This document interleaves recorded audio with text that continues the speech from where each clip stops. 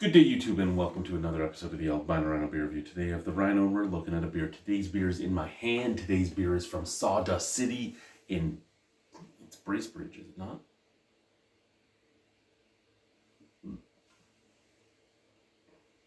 This is White Tulip, and it is a beer with natural flavor at 5% alcohol by volume.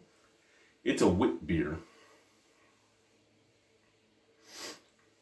So what do we got on here? Belgian style wit beer, which for me is my favorite style of wit beer. I like a Belgian wit more than anything else for the wit beers. Give me a Crystal Weizen. Okay, I can drink it. Give me a Hefeweizen. Yeah, it's okay. Give me an American wheat. Not really my thing. Give me a Belgian wit. Oh, yeah. Give me a Berliner Weiss. Oh, yeah, as well. But a Belgian wit is my favorite of them all.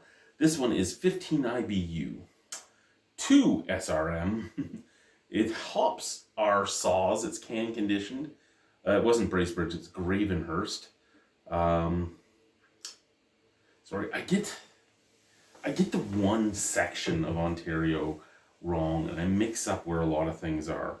And that one section of Ontario, and as we talk, I'm looking it up right now to show you, is the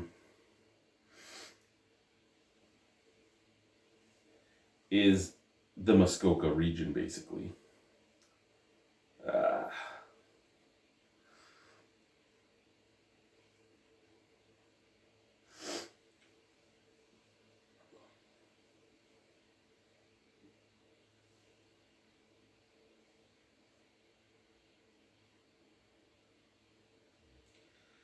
So there is a brewery in Tulip. What's the best way to do this? Let's go directions.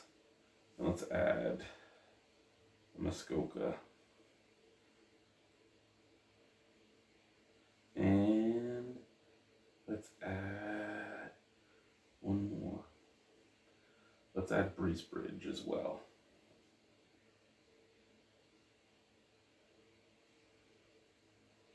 So the reason I get them mistaken quite often is, well,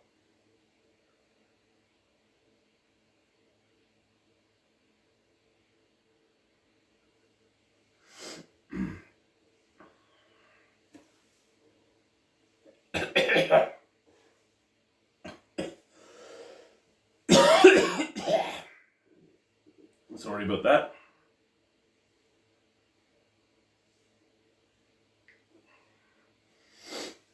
Here we go. So this is Gravenhurst, Muskoka, and Bracebridge. And they look like they're really far apart.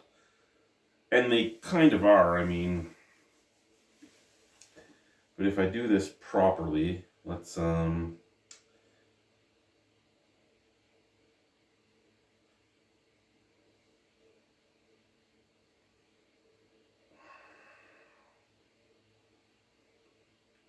I'm trying to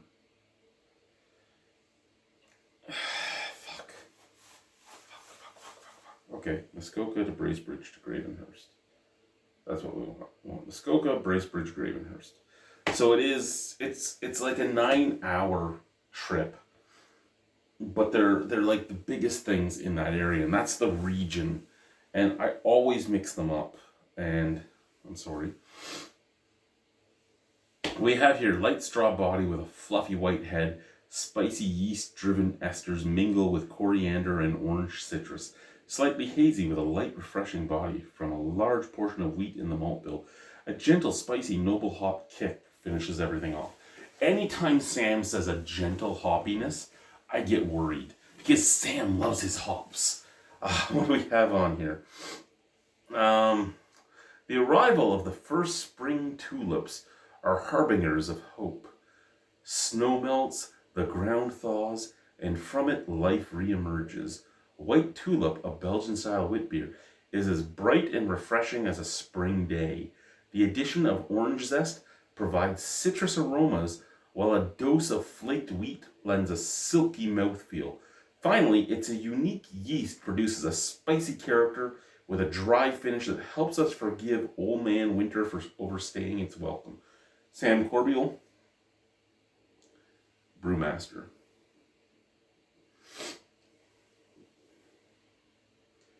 And this was canned April 19th of 2024. So this from the LCBO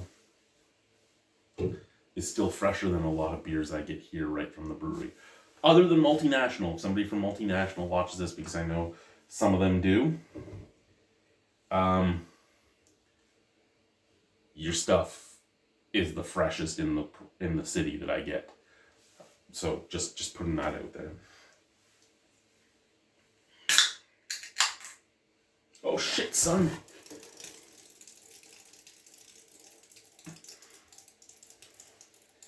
That was like me anytime my wife touches me. Let's just get some of that out of there. Yeah. So hi guys, how are you? And I know, oh, you were like shaking it up. You look at the bottom, like you're supposed to do a Weiss roll anyway, so that shouldn't have been a problem. My socks are dry this time, but I'm trying to get them off to not let them soak into my unfinished stairs here. And I mean, they're finished because they have some like varnish on them, but they're not finished because liquid soaks right into them. So, yeah. I think it's just because they were finished so long ago in their lifespan.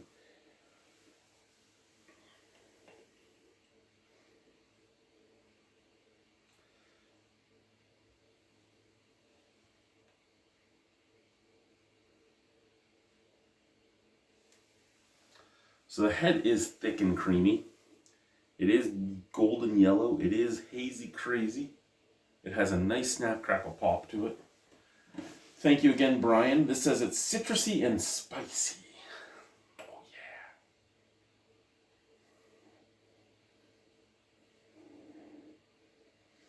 yeah. Now I know that if you're looking at Europe, Belgium isn't extremely far from Germany. I mean, it's far enough, but it's not like... I think in Canada, we don't realize how close some things are because of the fact that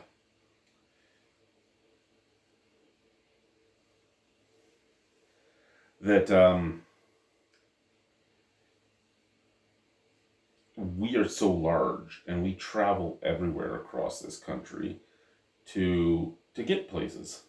We really do. But like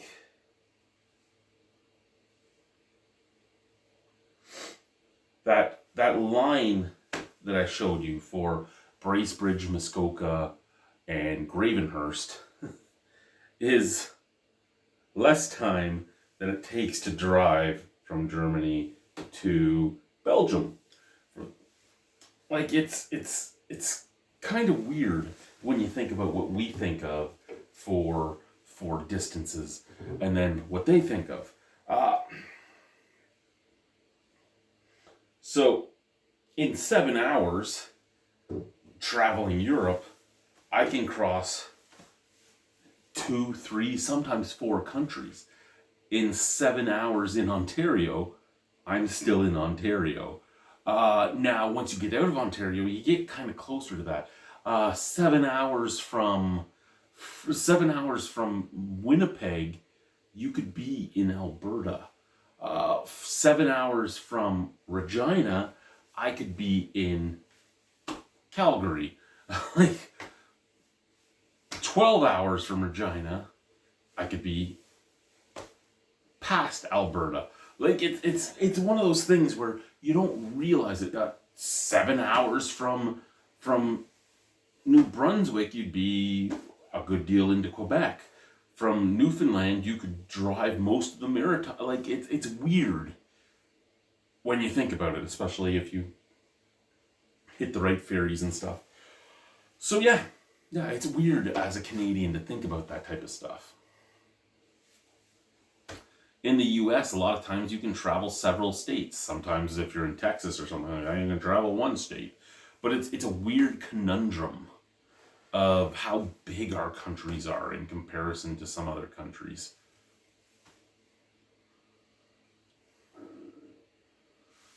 I do get a bit of citrus notes. And I get a little bit of cereal graininess. And I get a little bit of that cut grass spicy note that Sawdust gives off. So let's try the white tulip. Cheers.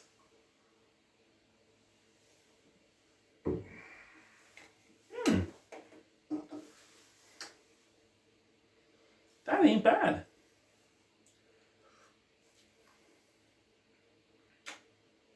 You know what it kind of reminds me of? And I'm going to say this first, and then I'm going to come up with something else. Because if Sam ever watched this, and I don't think Sam cares about me anymore, but at one point, me and Sam, we knew each other. No, I remember walking into Niagara College Teaching Brewery while Sam was there, and I was talking to John, and I was walking by, and Sam taps me and hands me, he hands me an Imperial Stout to try. And oh my God, was it good. And Sam does stouts amazingly. My one complaint about Sam is he likes to hop beers more than they... I remember I've had 2 butter tart beers from him. One of them tasted amazing, and the other one was extremely hoppy, and I didn't understand why. So I always get scared sometimes of some of his beers. But like things like Long Dark Voyage to Uranus, Blood of Cthulhu, all that type of stuff, they're fucking amazing beers. And then for me, I get stuff like Lone Pine, and Lone Pine was a great pale ale for him, and it did well. But it just didn't do it for me. Where the Princess Wears Girl Pants, the Prince Wears Girl Pants, stuff like that. Like some of the beers did great for me, and some of them didn't, and that's okay.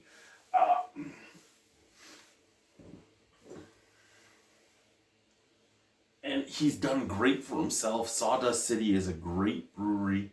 It makes some great beers. He does amazing things. The people he's had work for him have done amazing things. Some of them that have left his brewery have gone on to do amazing things themselves. It's great to know that there's somebody like that in the brewing industry.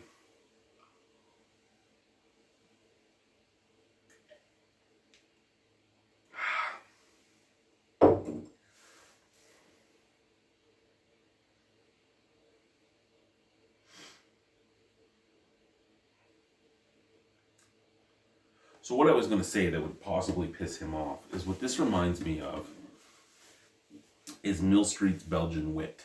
And I'm not talking about Mill Street's Belgian Wit now, which is garbage. I'm talking about the original Mill Street Belgian Wit. But on that note, it reminds me of Mill Street Belgian Wit on crack.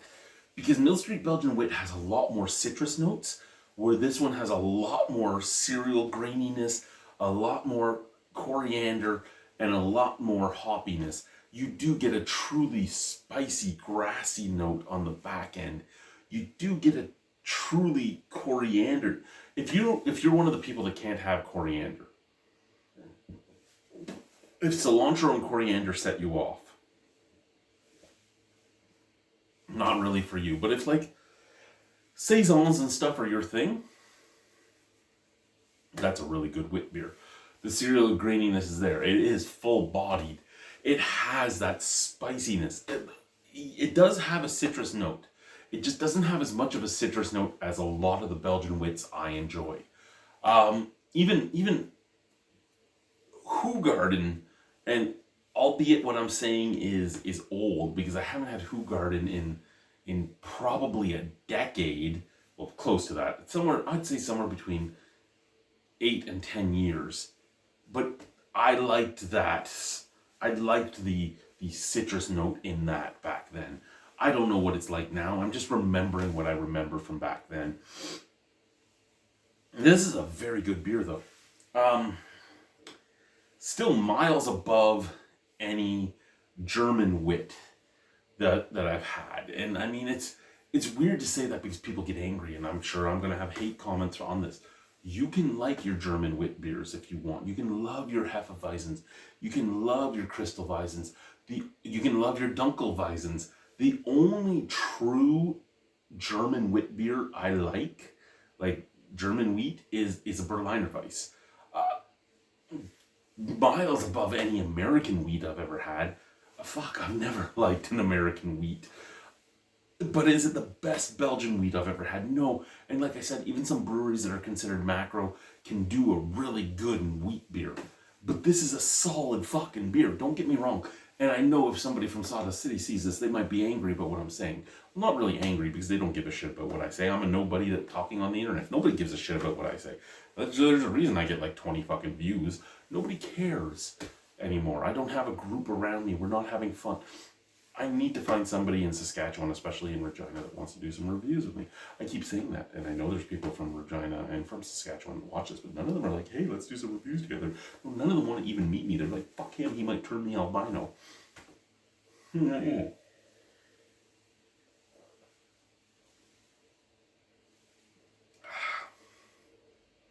It's a solid beer.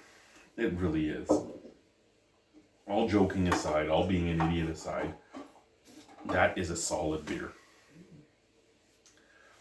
I can't ask for much more out of a beer. I can't. What the fuck was that? Again, miles above the wheat beer styles, I keep saying wheat beer, but the wheat beer styles that I'm not a big fan of. For me, this is miles above. And don't get me wrong, there are German wheat beers that I really like. There have been Crystalweizens I really like. There have been American wheat beers, as much as I make fun of them and say I don't like any of them. There have been some that I like. But Belgian is the way I like them. Excuse me, and the only thing I can say about this is it has every flavor I'd expect, but the citrus is not as much as I would like. It's not as much as I would like, and that's the only detraction I have on this beer. Oh my god, I'm so sorry. I am so gassy tonight. It's coming out of both ends. As long as there's no gas that comes out of my dick, I'm okay. Out of 10 on this. At this point, you've all turned it off or you've unsubscribed or whatever. But out of 10 on this beer, I'll give it an 8.25. I would buy this again. This is a good beer. Thank you very much, Brian. I love when a lot of times he's on my Untapped just to look at if I've had a beer. And if he sees a beer at the LCBO that I haven't had, he'll pick it up for me and he'll send it out my way. And I really appreciate that, Brian. I really do. And this was a great beer to try. I do have some beers from him to review blind. Well, not really review blind, because they're from the segment of you've had these before. Let's see if you can guess them. And to be honest, I'm really scared of doing that, because I did figure out what one was without even fully looking, because the way he taped them, I was able to tell what one of the cans was without drinking it. And I'm really scared because he giggled about it. And the fact that he giggled about it and he was like, yeah, I know what beer you knew right off the bat. And I'm like, and he's like, enjoy those. And I'm like, well, why am I going to enjoy these? And I think I did have my wife rewrap them, but I really think that Chris is going to enjoy the videos more than anybody else. Anyway, guys, I've blabbered on for too long. Thank you very much for watching. Have a wonderful evening. If you watched to the end, tell me,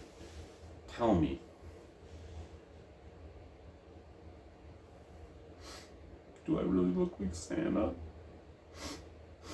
Anyway, guys, thank you. Bye.